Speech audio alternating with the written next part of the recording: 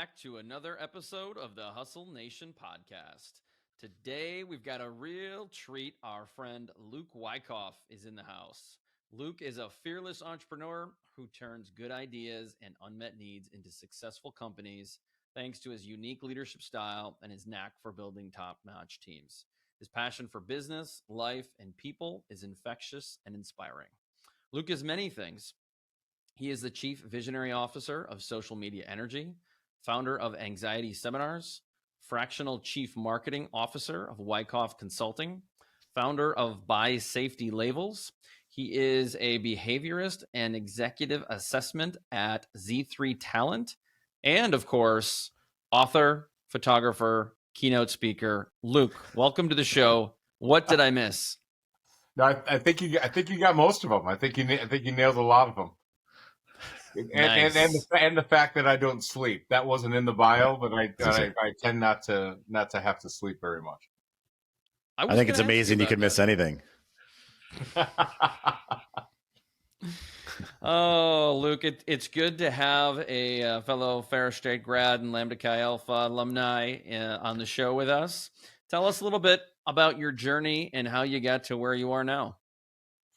Well, I was born at a very young age, and I think that's an important thing to start off with. It's been quite a journey. You know, it's the fun part, or the stuff that I always think is the story behind the story. Sometimes is a lot of fun. And I'm from a very, very small town in the middle of Michigan. When I say very small town, guys, I always like to ask people, how many people were in your graduating class? So, Chris, how many were in yours? Dustin, how about yours? So mine was pretty small, relatively, I guess. I had 35. I want to say we're somewhere in the ballpark of 300. And we're not in a big area. Gotcha. Yeah. Well, Dustin, I got you by 2, so 33. Darn it. It came from my small town. There's only 722 people in my hometown, and my great-great-grandfather started that town in the 1800s with about 16 other guys. And it's just been a family town that has grown up. It's called Sheridan, Michigan, very small town. But there's a lot of things to be said for growing up in a small town. My grandfather he had a lot of different roles and careers, but then he started a construction company, of which my father then took over that construction company. In the total of 68 years that business was going, they were able to build out most of Montcalm County, Ionia County, places around Greenville and other places in Michigan. And it's really cool today, guys, to drive around, especially like with my mom sometimes, and look and go, well, Dad built that, Grandpa built that, Dad built that, he designed that, he built that. So you start to think about, very cool. You start to think about your legacy, right? You start to think about those things that you're going to leave behind when it comes to business. And growing up, I had the opportunity to work, obviously, in the construction industry with my dad and my grandfather. And I can remember my very first branding exercise. I call it a branding exercise, guys. And the way that this worked was it was on a Friday afternoon, and my job was to sweep up and clean up the job sites. And I probably was 14, 15 years old or so. And I'm sweeping up and I'm cleaning up the job site. And finally, I was just upset. I was pissed off, probably because I was just a teenager, right? And I put the broom down, and my grandfather came over because there's 2 ways to get things done on the job site. By the way, there's Frank's way and the wrong way. Yeah. And so Grandpa Frank would come over and he'd say, "Well, what are you doing?" I'd say, "Well, I don't understand why we're even cleaning this place up." I said, "We're just, we're going to come back in here on Monday morning and we're just going to trash this entire place out again. And that's exactly what's going to happen." And he would say, "Let me tell you why we clean this place up on Fridays." He goes, "You know what's going to happen tonight on Friday night?" I said, "No, what?" Teenager, "No, what? What's going to happen?" Right? He says, "The owner of this property is going to have a scotch. And then he's going to go have a second scotch. By the time he gets to his third scotch, he is already calling up his friends and saying, come over and check out my building. Come over and check out my my new house, right? My beautiful home. And you know what the first thing those people see when they pull up to this job site? I'm like, what? He walks me over. He's like, that's my name, Wyckoff. He said, whatever these people see or feel when they walk into this job site is my brand. So pick up that broom and get your ass moving. and so my first branding exercise, growing up truly was that you want to talk about hustle, right? You need to hustle. Yeah. You need to get that work done in a timely manner so that the place looks great. So that when the customer brings people over, the Wyckoff name has a very good connotation for those people who are going to see it. So that was my first branding exercise as a young guy. But my grandfather on the other side of the family was an attorney. So the entrepreneurial spirit really came from internal, where you've got both grandparents who were entrepreneurs, construction owner, attorney. And then my father, who took over the construction company, who was also an entrepreneur. So I had so it was kind of built in to me at a young age. But man, there was a lot of embarrassing moments too, having to work on the construction site, because you really truly you were the boss's kid, right? At the end of the day, you were the boss's kid. And I would grab like a big wheelbarrow of cement to be rolling it into a place, and I just dumped that stuff all off to the side. And I just remember looking at the guys on the job site, and they would just roll their eyes and be like, "Frickin' boss's kid." Yeah. Right. What they didn't see were the lessons that were being taught to me later, right? About attention to detail, about being tenacious, which we'll talk about later as some of the success of how I hire people, right? Yeah. But that was one of those things where when you go to the genesis story, Chris, going to the point of your question is, you grew up in a small town, everybody knows everybody, and you have you've got a family business, right? You're working that family business, and you learn to bust ass at a very young age, and you get stuff done. You get stuff done, and things have to get done, or things don't get done on time, and then it's bad for everybody. But I love the story about you talking about screwing something up as the son of a boss. So as another fellow, as I refer to it, as SOB, son of a boss, right? It's an interesting thing, because I worked in our business as a kid as well.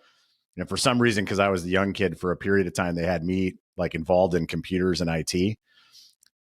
And I would like be in a remote location, and somehow I would shut down the whole company because I pressed the wrong button. Yeah. I quickly got kicked out of that job because it was clear my future was not going to be in IT. Well, I have to tell you, unless the question comes up, it usually kind of gets glossed over. So now I'll back up a few minutes, but I'll take you past college. I'm a couple years out of college, and I'm fishing with my dad in Canada, and we're probably 2 days into a 7-day trip, and these are 10 hours of days on the lakes.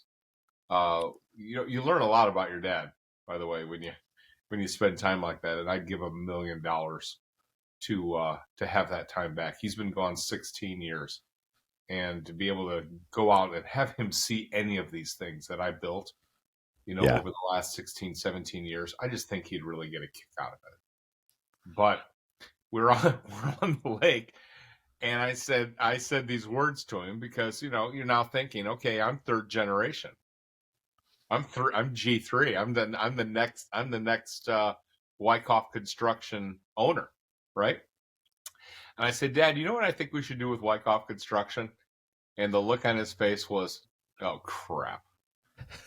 Let's assume. And so for the next 30 minutes, guys, I just pontificated on all of these ideas and thoughts, because I'm 2 years out of college, which means I freaking know everything. Of course. And I'm sitting there and I'm thinking to myself, we need to buy up property. We need to build mini malls. We need to lease this property back to these people. We need to be, this was in the, the beginning of the 90s, right? And I had all these ideas and things of ways we could grow the company. And let's turn it from Wyckoff Construction to Wyckoff Development. And let's do all of these ideas. And I got done with that entire thing. And I think the quiet time between me asking him, what do you think? And when he answered, it truly felt, it was probably only 3 to 5 minutes, but it felt like 9 hours. Right. Yeah. And then Dad gave me some of the best business words of advice that I ever take. And I still take it now at age 53. I bring this advice to you and to other business owners. And that is, he said, and I quote, "I like to manage my own headache." I love that. And which is the really, really nice way of basically saying, yeah, you're not taking over this company. Nor really will you be part of it, as I like to manage my own headache, right?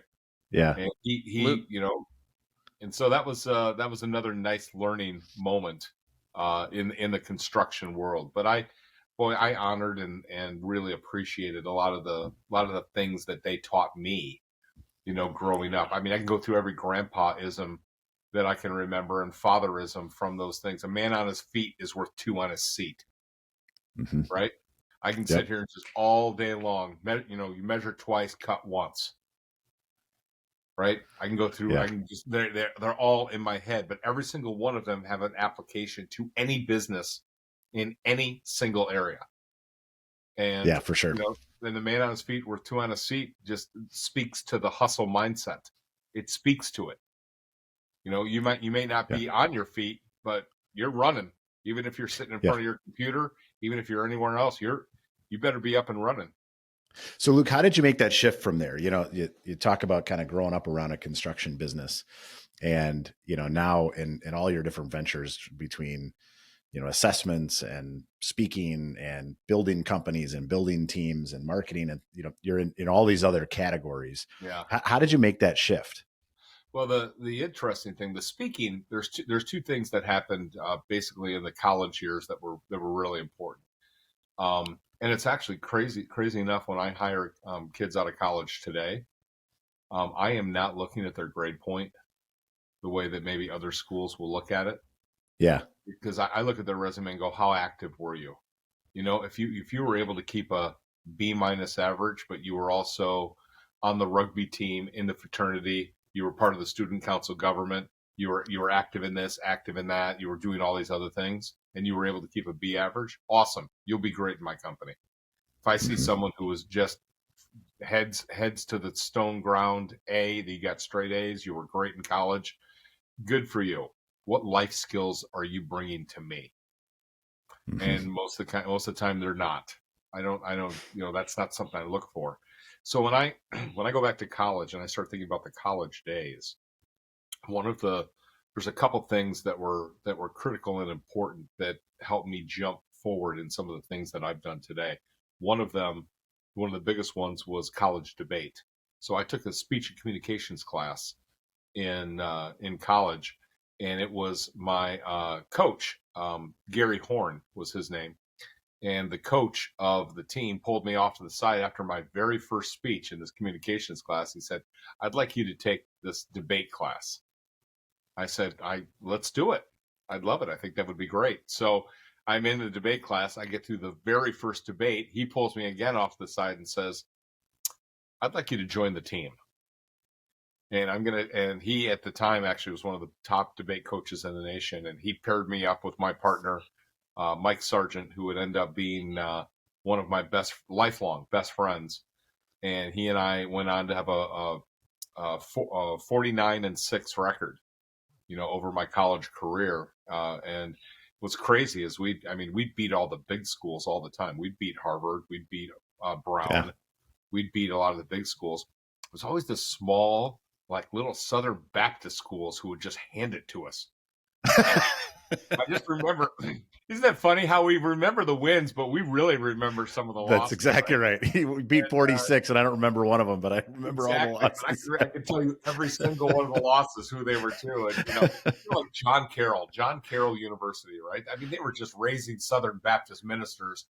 Those kids that get up and speak at age like 19, 20, it looked like they were just they've been behind the pulpit for 20 years. Yeah. And they would just let it rip. And we knew within 15 minutes of being into it, I'd look at my partner and be like, are you kidding me? Who are these guys? but it was that skill set, Dustin, that took me to a different level with public speaking. The ability to communicate, the ability to frame up an argument in a way that it later would help me in sales more than I ever thought it would. And so I had the ability when I was doing that. And then out of college, I started competing in some speaking competitions, and I ended up winning those through the Junior Chamber of Commerce, the JCs. Many of you are familiar with the JCs. Yeah, for sure. And was able to compete at the national level with the JCs. And from there, I started, it's almost like until you have something to say and you're the smartest kid in the room on a certain topic, different topic areas, they're not going to pay you big dollars yet in order for you to come in and speak. But there's a tilt. There's literally an area where it starts to tilt where, oh, you are the smartest guy in the room on that topic. And yeah, now it's worth the money to have you come in and speak to an audience.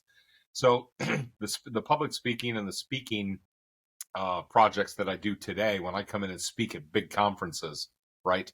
When I come in and just light up a conference and light up a room, it's going to be dedicated to whatever topic they need, but I will, at least at that moment in time, probably be one of the smarter guys in the room because of my background with debate and research, being very well researched in those spaces. So that's how the public speaking side happened. The more interesting story, because, if you're going to hit all the different companies, the more interesting one is the photography, right? So because I started at age 14 with a camera, my family was in the Lions Club. If your dads were ever in the Lions Club, right? Yeah. And they did a calendar, the Men About Town calendar. And in that calendar, we made fun of all of the guys' vocations. So instead of, the dentist, a great shot of the dentist, it was him with like a giant drill, and stuff. And so you had to come up with a creative and do all the photography. Long story short, it came out, the calendar came out. The editor of the local newspaper that was about 20 miles away saw that calendar, called the Lions Club and said, who took these photos? And they're like, it's this kid, this 17-year-old kid. She's like, I want to meet him. So I came in, we walked through some photography stuff, and she's like, how would you like to come on as a stringer? We called them stringers back then. Yeah. I said, I think that would be great. She goes, have you ever used a darkroom? I haven't. Great. We'll teach you how to do it. So here I am at age 17, going into 18 years old. I'm understudy underneath one of the best photographers I've ever worked with, Dave Burdett, R.I.P. And he was awesome. And he ended up teaching me the art of the darkroom and the art of how to do photography at a whole different level. Well, that summer before I left for college, Dave Burdett ends up leaving and going to a bigger newspaper, leaving me the only photographer at this giant newspaper where I'm the only understudy. So for a matter of about 3 months, I was the photographer for this, and they gave me a very generous and a very nice offer to not go to college, to stay there and just be a photographer. I knew I had to go to school. I had to go to college. And so I packed up my resume and my portfolio for photography. I brought it up to Big Rapids, Michigan, and Big Rapids had another newspaper that was the big circulation of Big Rapids. I dropped as an 18-year-old freshman in college. I dropped in on their lap, and the guy who owned the newspaper said, "You're hired today." And so for the next 5 years, that was my college job, was to be the photographer for the entire county and that newspaper. And that's where I really honed in a lot of my skills. Now I'm going to cliffhanger you that you're going to come back to later. Yes. But when you're a photographer, anybody who's listening to this podcast, let me just ask you this, because you could be in your car right now, you could be working out, wherever you're listening to the Hustle Mindset, right? I want you to think about when you open up a newspaper, when you turn on the TV, what is the first thing you see in the news? What is it? What is the first thing you see? Negativity. Negativity, tragedy. Yeah. Back in the newspaper days, they would say, if it bleeds, it leads. That would be the leading story. If it's bleeding, it leads. And so 80% of my photography life was spent in tragedy. The other 20% was shooting the Red Wings or the Lions or backstage with Def Leppard in the 80s. Why would you want to do that? Yeah, why would you want to do any of that stuff, right? You have the wonderful, cool parts of photography. But I'm at every murder. I'm at every suicide. I'm at every single fatal car accident.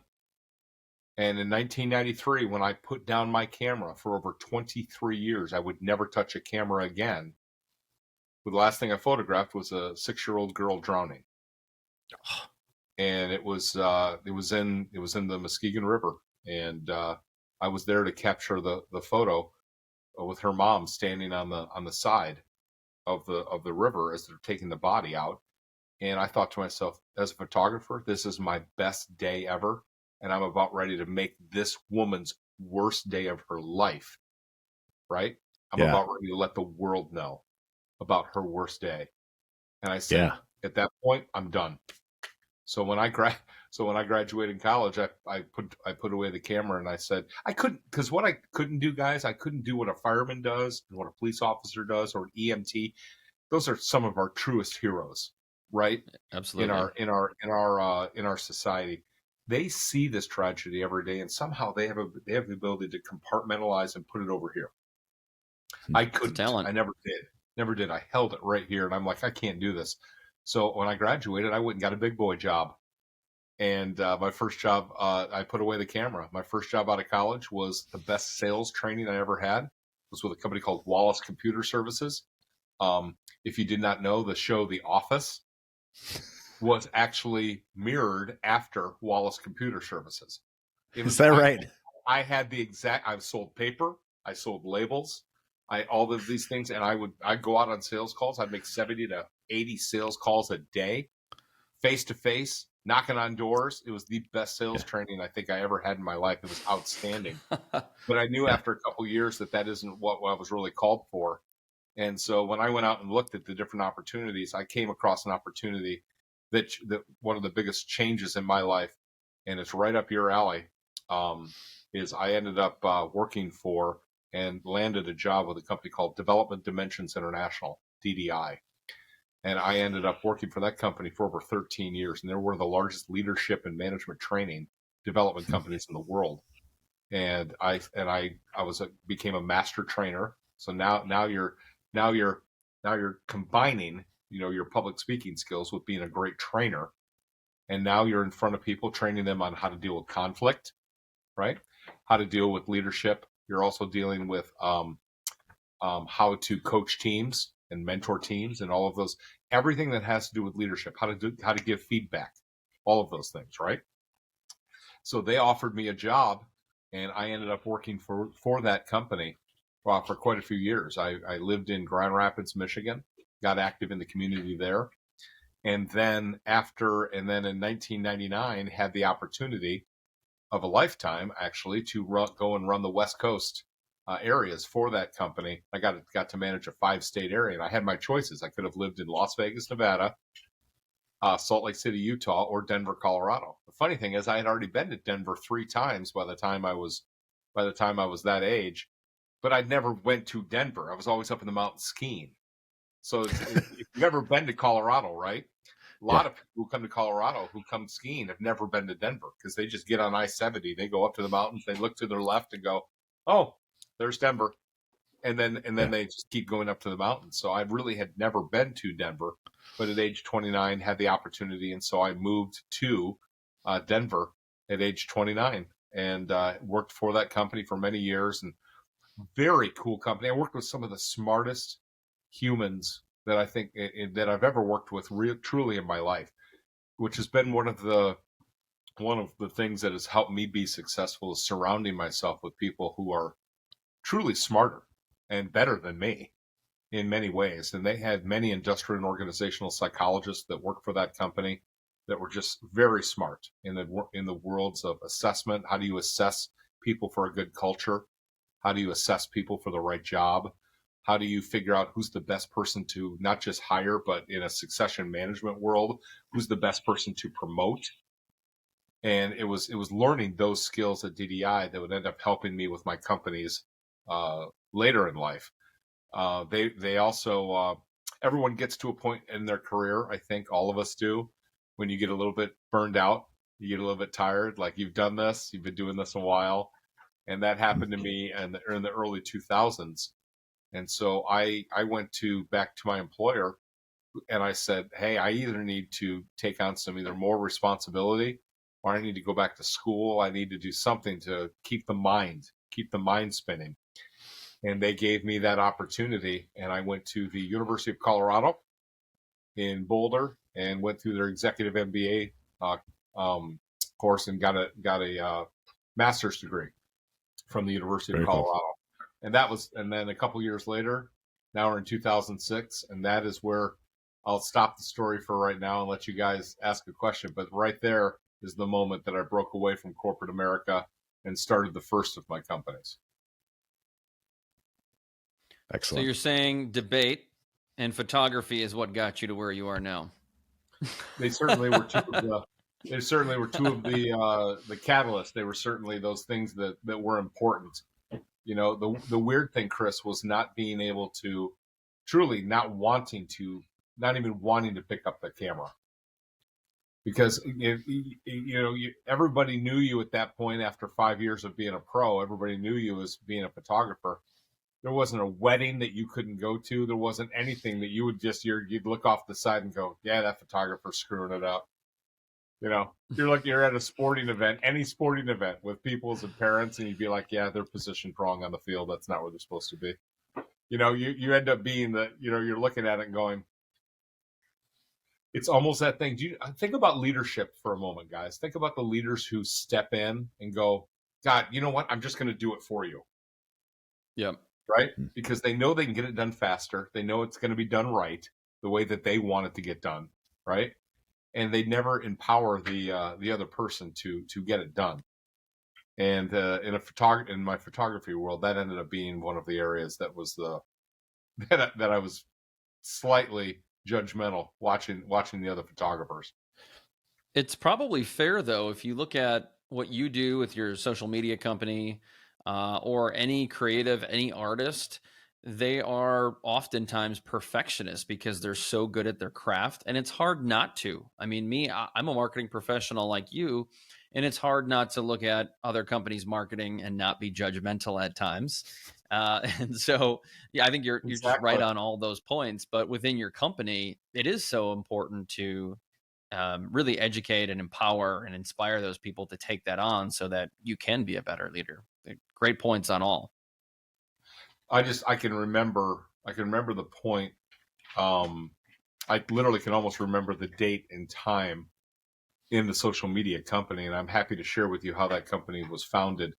Because it was founded as a mistake. It was an absolute mistake how the entire company got started. But I also remember the day when I ended up not being the smartest guy in the room anymore. You know, you got about 4 or 5 years into the growth of that company.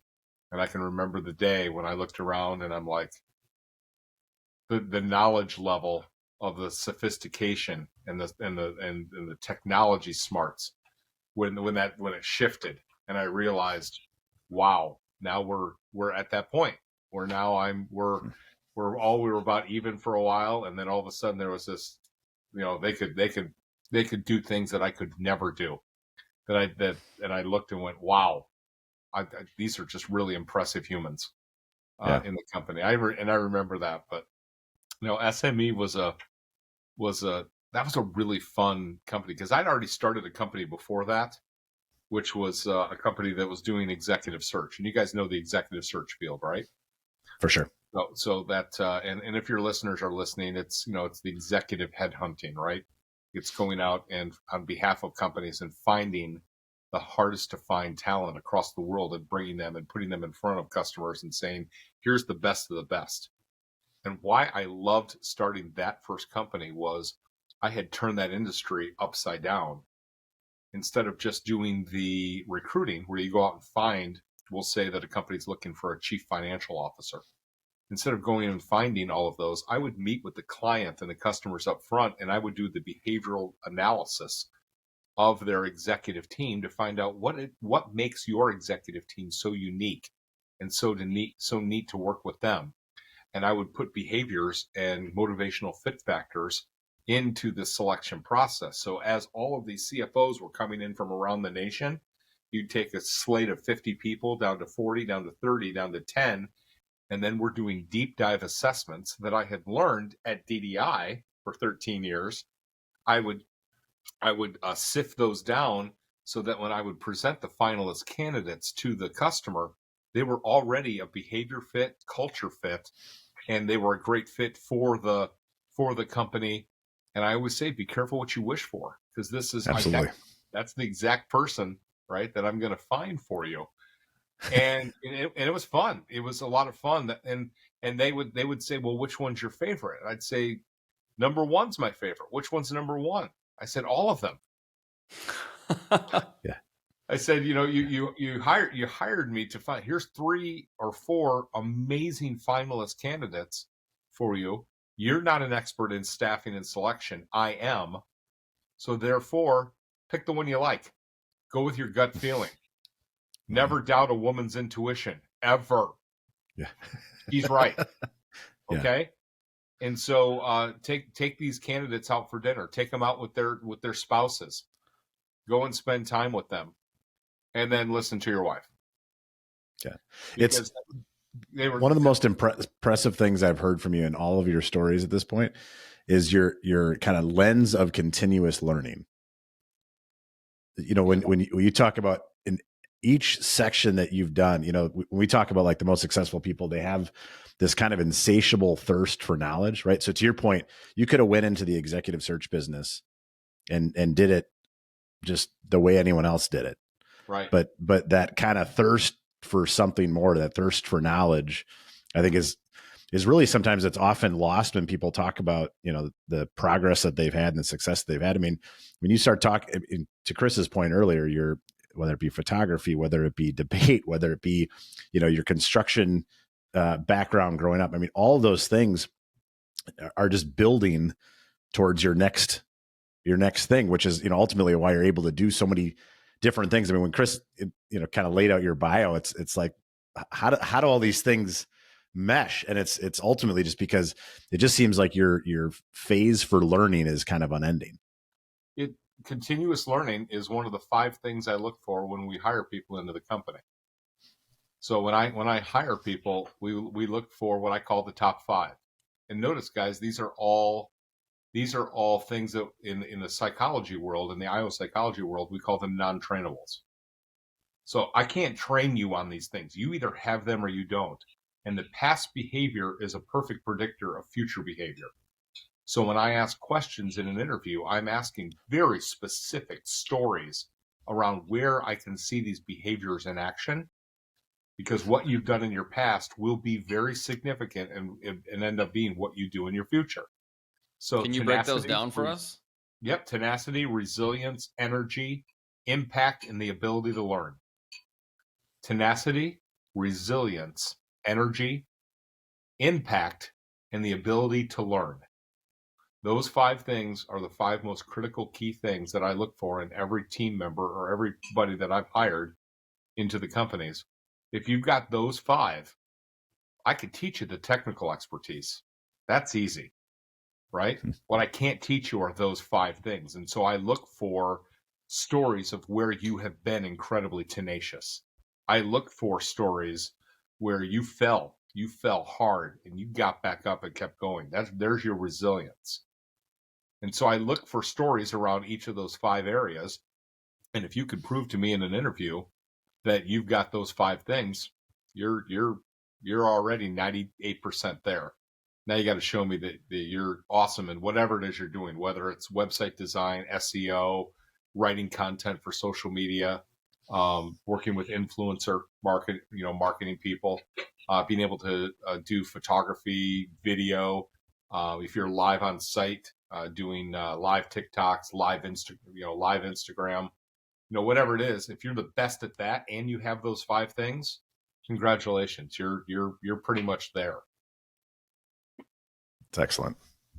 And I know. I think we only have about 10 minutes left, so I want to focus on what you guys want to focus on. Well, this has been great, Luke. I love it. I want to go back to the social media energy company you have. You mentioned that you started that by mistake. I want to hear more about that story. Yeah, it was absolutely by mistake. Social media energy I never saw that coming, because so I had been, after DDI and after I started up the executive search firm, which was the first company that I had started, I was still getting called in to help organizations with succession management. How do you identify high potentials inside of companies, put together assessment technology to get them ready for their next level, and then assess them to see who's the best of the best for succession management. I was asked to come in and speak in front of 13 CEOs in Denver, Colorado, for the biggest healthcare. They were all part of the same healthcare group in Colorado. And I had all 13 CEOs in the room, and we were talking about succession management and executive assessment and development.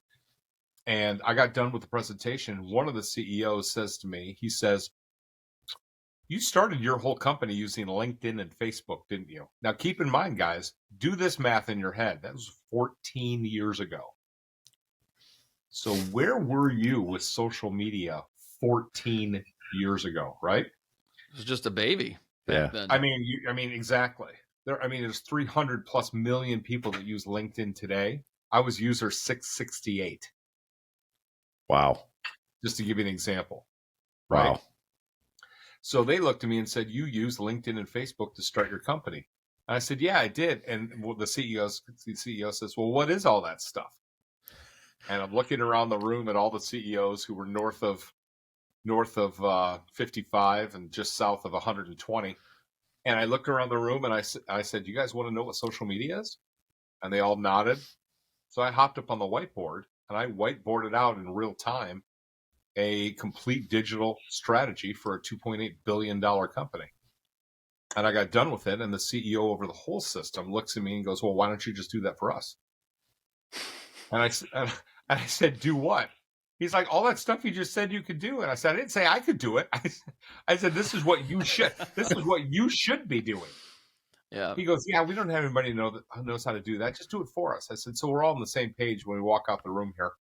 You want to outsource your social media to me like you outsource accounting or IT." He's like, "Yeah." I said, "Let me think about it." So I went and got all of my study guys together from the University of Colorado, from graduate school. Because quite honestly, I could talk those guys into doing anything for me for single malt scotch. And so I had them all together. We pro formed out the entire company.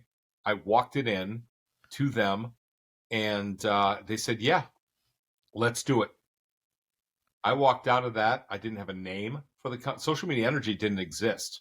I didn't have a name for the company. I didn't have a logo. I didn't have an email address or a phone number. I sure as hell didn't have a website. I had nothing.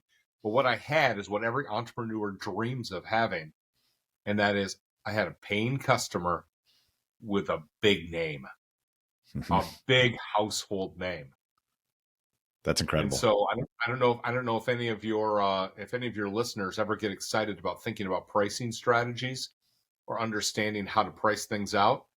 But if you could hold on to me for about 2 more minutes, I'll give you the secret of what happened, because every single person who owns a company should hear this part of the story. You don't realize what your value is. Your value is not what you think it is. Your value is what your customers think it is.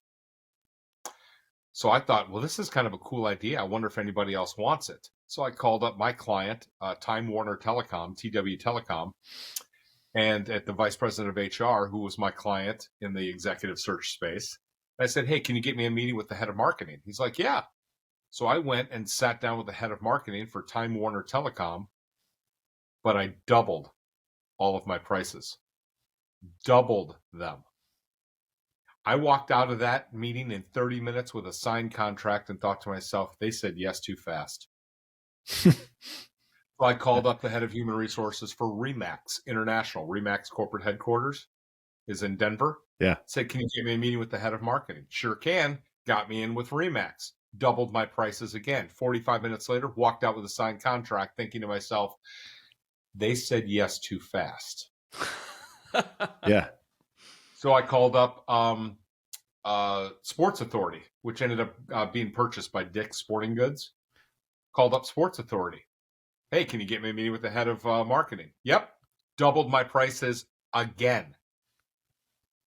They came back and said, give us a couple days. We're going to think about it. 4 days later, they called back and said, yep, let's do it.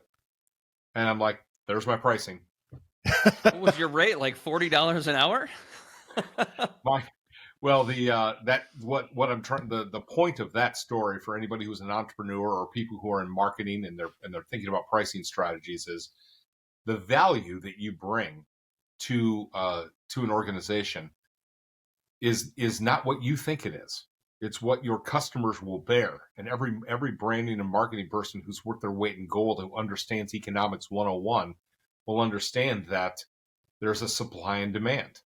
I was one of the first in the business, so I'm showing you something that's never been done before. I think it's worth this, which is very profitable to me.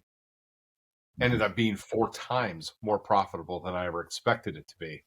And that's how Social Media Energy started. All of those clients were closed within 6 weeks.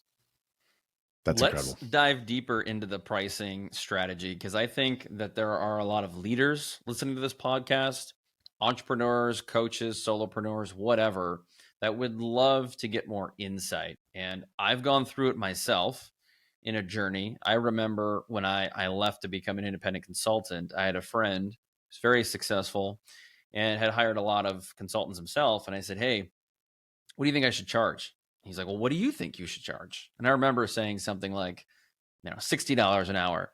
And he's like, okay, well, let me do some math in my head. He's like, so are you leaving your job to make the same amount of money? Or are you leaving your job to make more money? And I was like, oh, shit, that's right. Maybe I do need to charge more. And I hear so many of my clients, even big businesses, struggle with, we should charge X because they don't know.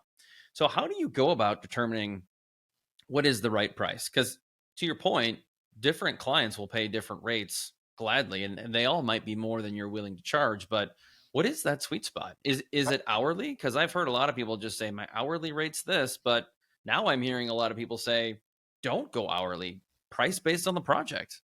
We do project-based pricing at SMA. This is, if we're really only going to go 45 minutes today, then I better tell you what I actually do for a living. I'll tell you why. But I'll tell you why. Keep going. But I'll tell you why. Because the last many, many years, I've been a fractional chief marketing officer.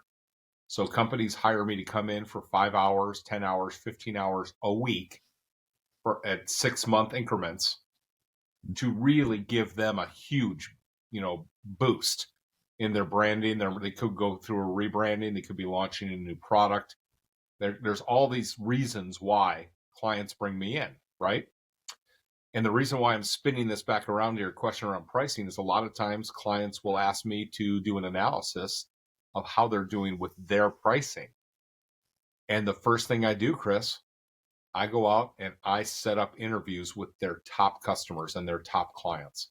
And I find out what the true value is, right? I find out from their perspective who does it better, who they feel the leaders in the marketplace are. So I find out where they're positioned in the mind of their customer and then their client, and then I get into pricing. And I ask, and I have found margin for companies in more places than they ever imagined or ever thought they would imagine. They would find margins. And that's a secret sauce that I have, right? When I have the ability to go in and do what I do and then take that data and turn it into and say, okay, here's how we're going to be pricing that product or that service.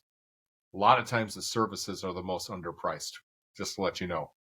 Product companies, I've been able to see margins, but also I've looked at products where products are priced so low because they the bleeding heart business owner who just wants to make good on society and give them what they need. And I look and I go, without margin, there is no mission. If you want to know what sign is in my bathroom, up on the window, up on the mirror, without margin, there is no mission. Mm-hmm. So you can try and give that product away or make just enough to just get by. But at the end of the day, that mission goes away if you're not making money. The purpose of business is to maximize the profitability of the person who started the company. Or in many cases, it's the people who invested in the company, right? And so when you think about pricing, Chris, I'm when I'm doing my fractional CMO work, I'm an hourly rate. That's an hourly rate. And you want more of me, you buy more hours. Usually if someone's bought 10 hours and you see what I can do after a couple months in 10 hours, they want more. They go to 15. I bet. Right? Yeah. But never have I gone the other way. It's never been, by this much and you back that up. At Social Media Energy, we did a very good job of doing a cost analysis of what all of our costs are that are involved in running a social media project for a customer and a client, where we're writing all the content, creating all of the graphics, doing all the photography, that we're making them look amazing in a digital space without them having to have a team of people to do it. It's all managed and run by our team. So if you know what the costs are for every single one of those, you've built in your profitability on top of that. Right there is where your price level is for those. And business owners have to be okay with saying no. You must not be our target market. If that number seems, we budgeted $800, per month to do social media. And I said, well, put a 2 in front of that, and that's where we start talking. Right? Right? Mm-hmm. And so you have to know who your target market is and where the value is, because obviously someone who thinks they're going to spend $800 a month on their digital and social media is not serious whatsoever. I mean, companies that are not even putting in $1,500 to $2,000 on their Google Analytics for keyword searchability, always, how much do you spend on that per month? $200 to $300. Oh, okay. You're not serious. Mm-hmm. You're not serious about driving traffic. If that is your goal, you wouldn't believe how many people actually try and drive so much traffic to their website. They're all worried about SEO. They're all worried about driving, people to their website. And I'm like, how many leads did you get from your website last year? None. Why? Because we have an outside sales force. Wow. Really? I've got a lot of other ways to spend your money more wisely instead of what it is you're trying to do. For sure. So, sometimes when they bring in someone like me, I'm holding the mirror up, right, to them and saying, "Wow, let's just look at what this really looks like." Is that hard for you to say no to a client when they're not willing to pay your price? Coming from someone who said yes to so many things in life, from photography to different businesses, debate club, et cetera, et cetera. Chris, there were 6 companies that started in the social media world the same year I did, in 2009. None of those companies are in business today, except for mine. That's amazing. When you try to be all things for all people, that is the downfall of your business already. You need to know exactly who your target market is. You need to know exactly what you're trying to go after, and you do not sacrifice margins. When you sacrifice margins is how companies go out of business. It's when they've lost their ability to generate the revenues that they need in order to do that. That is when those. So I could say I felt bad for some of them. I do remember the day when the company got big enough that we could take on, that we started a whole not-for-profit pricing model just for not-for-profits, right? Mm-hmm. That the company was already making enough margin over here that we could take less margin just for not-for-profits, but only the ones that we were passionate about. Mm-hmm. But we had to say no to a lot of companies. There's a lot of people who need what we do, but you also don't need an Indy car to take your kid to kindergarten either. the car that's in your garage, the Toyota Corolla, will get the kid there just fine. Yeah.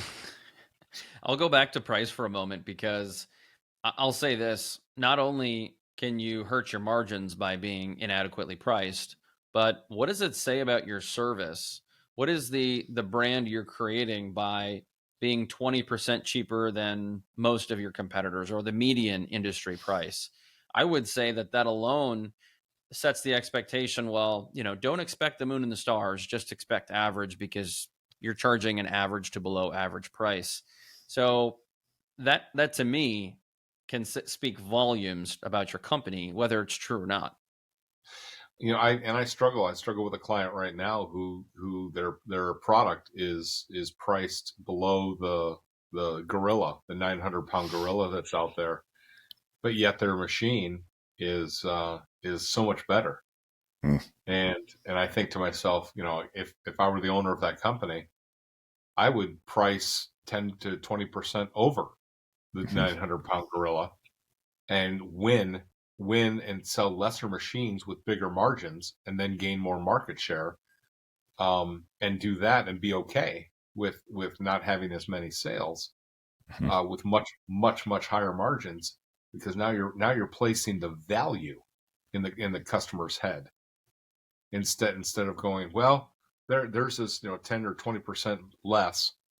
So if that's your sales strategy, okay, I get it. I see where you're going with that. You're not the lowest priced, you're not the highest priced. You just want to be just underneath. And I get it. I understand that's kind of what it's worked, but I think that there's many other ways to build value and build brand around your pricing strategy that I think are very important. Do you think it's fair that when you have customers that are willing to pay a premium price, there's typically less headaches and issues associated with the customers that want to beat you down and pay an inferior, low quality price? We've never done an RFP, Chris.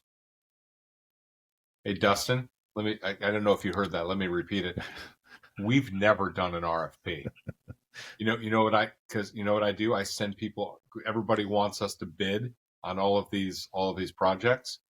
I send the same thing back to every single one of them. Thank you so much. We appreciate the fact that you would include Social Media Energy as part of your short list of people that you've decided to send this RFP to.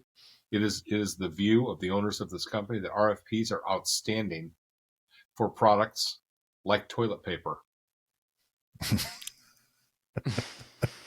I send the same thing back every single time, tongue in cheek, in your face. Yep. We are a value-based business of what we do. Mm-hmm. If you're trying to get the best price, we're not your company. 100%. We stood by that. Do you know how many piece of business we've won because of my sarcasm? Mm-hmm. People would come back and go, no, seriously, we wanted you. I said, no, if you wanted us, you would invite me in to meet your entire executive team.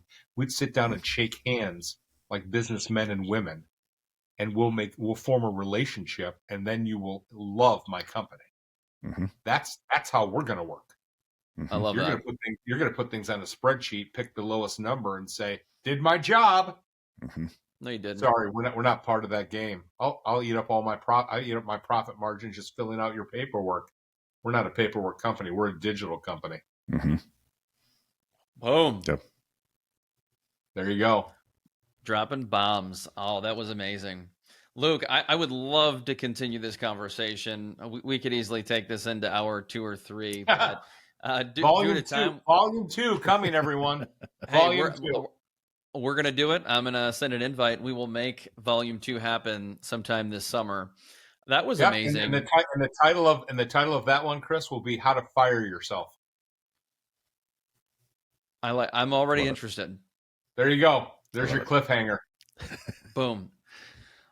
Luke, tell us a little bit more about where people can find you and what you have going on. Anything coming up?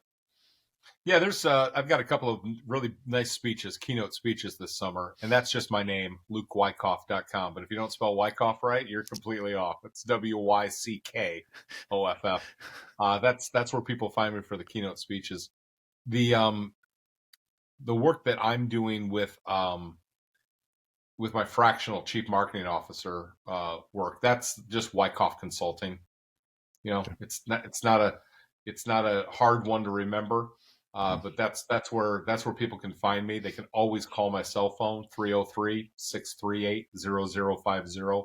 All great ways to get a hold of me. Best way, if you really want to impress me, get a hold of me, connect with me on a personal note on LinkedIn. Stop hitting the connect button. If I don't know you, I deny you. I deny your friendship, your digital friendship. You send me a real note on LinkedIn. That's where a lot of people will find me and connect with me. They'll read my articles on LinkedIn, or they'll see the different things that I publish. The photography that I do now, which we'll get to in a whole nother day, I do it for free. I do it for friends and family. And when people ask how they can pay, I ask them to make a donation to their favorite charity.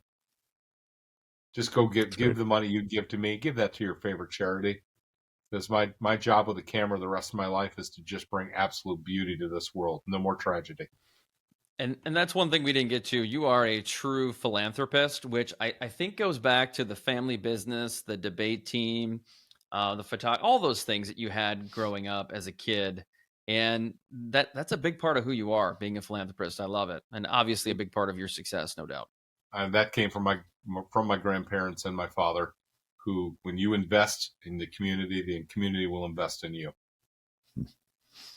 Those are great parting words. With that, we thank you so much, Luke. That was an amazing conversation. Volume 2 coming this summer, no doubt. For all of our listeners, thank you for your ears, downloads, reviews. We sincerely appreciate your time. Until next time, peace.